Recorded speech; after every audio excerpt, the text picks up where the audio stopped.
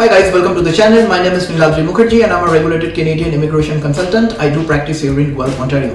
A quick piece of news is to share with all of you is that the Government of Canada, the IHCC, has come out with a recent mandate by virtue of which the Canadian food services provider will now be able to hire up to 30% of the total employee resource quota through any of the temporary foreign worker program. So, which really means is that the number of LMIAs, the number of potentially the LMIAs that has to be issued potentially, particularly for anything and everything to do with the food services providers here in Canada, are going to go up. My objective to make this video is to let all of you know, because most of you come to me and asking questions about how can I get a job offer in Canada, being in outside Canada and all those related things. This is really the time for you to capitalize on this opportunity, right? This is the time for you to work on your Canadian CV to make sure you have a perfect Canadian CV.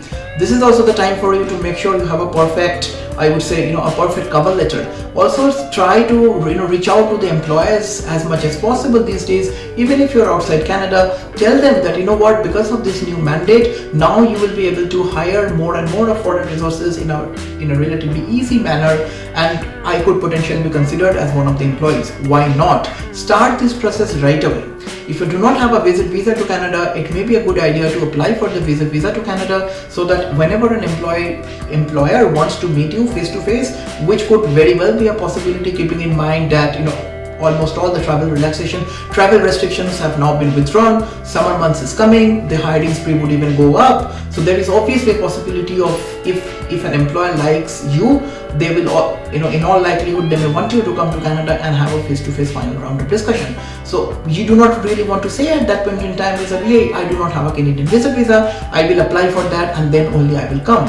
Show your preparedness a little bit in advance. My suggestion to you will be, if you do not have a visit visa to Canada, apply for the visa literally ASAP, as soon as possible. And meanwhile, while that visa application process is ongoing, if you're watching this video from Asia, from Africa, from Middle East, should factor in approximately 2 months kind of a visa processing time after your biometrics is done on an average, right? So in between that 2 months time, make sure your resume is completely being converted into the Canadian standard. You have gotten a perfect cover letter, and also you have your employees database ready. Whom do you wish to reach out to? Prepare those email bodies, prepare those email subjects, and everything should be customized to that specific position requirement. Try to make a good LinkedIn profile and start all this process, because like I have always said in the previous videos as well, summer gives a lot of opportunity for the employers to hire a lot of resources, and now with this new mandate, I would imagine a good part of those resources, particularly in the food services space, will now going to be a foreign worker stream. But I would imagine a more and more number of workers would now be coming from the Philippines, from India, and to some extent from various parts of Africa as well, because some of the sectors are